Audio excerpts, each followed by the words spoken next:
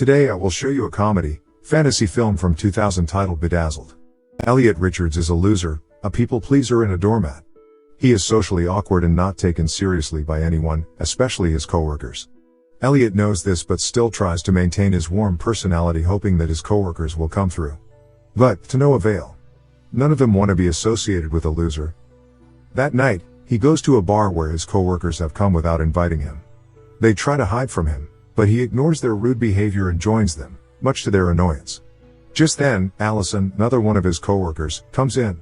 Elliot surprises the group by revealing that he knows her little likes and dislikes. So, they push him to go talk to her. Elliot introduces himself to Allison, saying that they've been working together for 4 years now.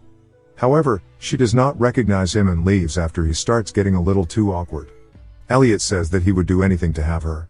Just then, a snooker ball rolls towards him. When he picks it up, a woman in a red dress calls him. She says she heard his wish, and then scores all the balls at once. She then takes him outside and heavily makes out with him. Elliot is nervous and scared, especially when she says that she has tremendous cataclysmic powers. And to top it all off, she says that she is the devil. Elliot does not believe her and leaves. But, he is shocked to see her already there, in a different dress.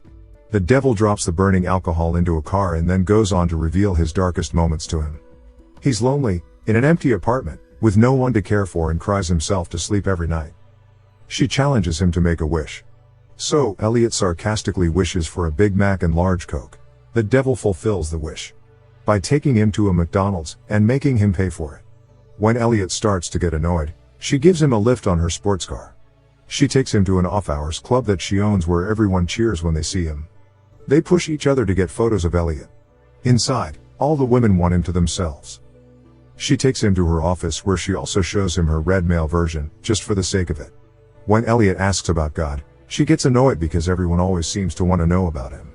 She quickly takes him to her agreement. She will give him 7 wishes and he will surrender his soul to her at the end. Elliot is hesitant about this, but the devil shows him a scene of Allison together with him. Motivated by this, he signs the agreement without reading it properly. The devil then gives him a pager, telling him to tap 666 in case something goes wrong. Elliot makes his first wish, to be rich, powerful and married to Allison. He then wakes up in a bed next to Allison and silently celebrates. He goes downstairs and realizes that he can speak Spanish. He is super happy about this. He goes to check his stallion, and is ecstatic about how good life is. Just then, he sees Allison with her English tutor, Raul. They're a little too close to each other, physically. Elliot tears off his mustache in anger. His subordinates inform him that the affair has been going on for quite a while now. So, Elliot goes and yells at Allison. She yells back at him, declaring that she hates him and finds him disgusting. She then starts throwing things at him. Before he can do anything, his men call him, saying there's trouble at the factory. He is scared to see that he has his own personal army. At the factory, he sees his product and realizes that he's a Colombian drug lord. Just then, Raul comes and takes over everything. Even his men have changed sides. They all try to kill him and he escapes on a helicopter. As he looks for the devil's pager, he drops it. So he leaps after it and dials 666. He lands in America on a car. The devil is there giving parking tickets. She points out that Elliot never asked for Allison to love him back. Since they don't know the type of man Allison wants, she offers to take him to her room. Before leaving, she rewires the traffic lights, causing all the cars to crash. In Allison's room, the devil reads Allison's journal while Allison comes out of the shower. Due to the devil's magic, Allison can't see nor feel either of them. The devil reads that Allison likes sensitive and emotional men. She even rolls her eyes at the corny choice. So, Elliot wishes to be the most emotionally sensitive man and for Allison to love him. They are on a beach. The sun is just setting and everything is romantic. Elliot says and does a lot of corny things like crying at the sunset and making her a vegan salad. Just as they are about to kiss, the devil comes to disturb them. Elliot starts getting emotional. About everything. From the dolphins, Allison's hair to the sunset again. She keeps trying to tell him something and he keeps interrupting her with his tears. Just then, 3 jocks come to them and throw sand at them. Elliot timidly asks them to leave. So, the men invite Allison over for some beers. In their van. Allison gleefully leaves with them, telling Elliot that he's just too sensitive and that makes him super annoying. She just wants a strong tough man. So, Elliot tearfully presses 666 and cries some more at the sunset. Elliot yells at the devil. She gets upset instead, saying no one appreciates her effort. He consoles her and they make up. Elliot makes his next wish. A big jock who is manly and professional. He wishes to be a great basketball player. He arrives in a basketball court where he dominates the entire game. He's over 7 feet tall, muscular, and good. Even the devil is there cheering for him. As he gives an interview, he speaks in simple words and does not understand most of what the interviewer asks him, revealing that he's not very smart. Not at all. Later, in the locker room, Allison comes to him asking for an exclusive interview. It's clear that she has a major crush on him and makes a lot of flirty hints. Elliot invites her to his place and she accepts. As he rearranges his towel, they both see his love stick. It's tiny. There's no way he's servicing her with that.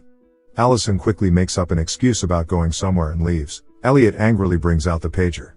He's so dumb that he even has to write down the 666. He arrives in a hospital where the devil is giving sweets instead of medicines to the patients. He asks to be intelligent, handsome, and loved by all. He arrives at an elitist party. There everyone appreciates the depth and sophistication of his novels. Allison comes to him, impressed by his books. They have a good time talking to each other. He then takes her to his place. But to his surprise, his husband is waiting for him. Elliot is homosexual. He cannot accept this fact and kisses Allison to prove it wrong. When he gets no arousal, he realizes that the devil toyed with him again. So, he presses 666 again, and this time he wants to do something for everyone. He asks to be the President of the United States. The devil fulfills his wish and makes him Abraham Lincoln. Right on the date of his assassination. He tries to leave, but his entourage does not let him. Just as Elliot is about to be assassinated, he presses 666. He returns to his company, where the devil comes on his computer screen. She says that he only has one wish now, because his first wish for Mac and Coke also counts. Elliot gets frustrated at the devil's loopholes and goes to church. There Elliot tells a priest that he needs to talk to God. So, the priest offers to listen in the place of God. Elliot tells him everything that has happened. The priest reacts by calling the police on him. At the police station, he tries to convince them of what happened, but they obviously don't believe him.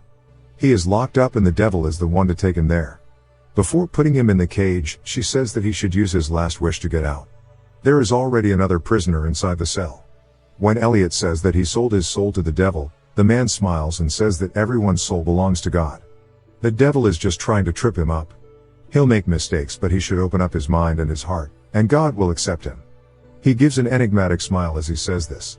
When Elliot asks who he is, the man replies that he's just a good friend. Elliot spends the entire night thinking deeply. When he's let out the next morning, he goes to the devil's club.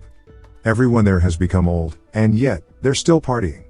He goes to the devil's office and says that he isn't going to use his last wish. The devil says that he has a time limit according to the contract. But, Elliot is firm. He does not want to receive everything with just a wish. He has learned to value the journey to get there. The devil rolls her eyes at this and gets angry. She reveals her true demonic form and demands him to make a wish or she'll kill him. So, Elliot wishes that Allison will have a happy life. The devil groans in disappointment and drops him. Elliot wakes up in a normal building. The devil tells him that his soul is safe with him, as one truly selfless and benevolent wish will actually void the contract. He didn't know that because he didn't read the contract. He celebrates excitedly. He then asks the devil why she's being so nice to him. The devil tells him that heaven and hell are both on earth. Everything comes down to him. She says that she truly enjoyed her time with him and liked him. Elliot replies that she has been the best friend he's had. He goes back to his company where he finally talks to Allison normally. He asks her out on a date. However, Allison has a boyfriend and rejects him gently. Elliot is also mature about it and accepts the rejection gracefully. At his office, his coworkers make fun of him. Elliot grabs one of them and scares him. They all take him seriously now. When he goes home, he sees that he has a new neighbor. And she looks just like Allison. Her name is Nicole. Elliot helps Nicole move in. They soon start dating. As they enjoy their time together, the devil and probably God himself are playing chess. The devil is cheating, as expected. The end.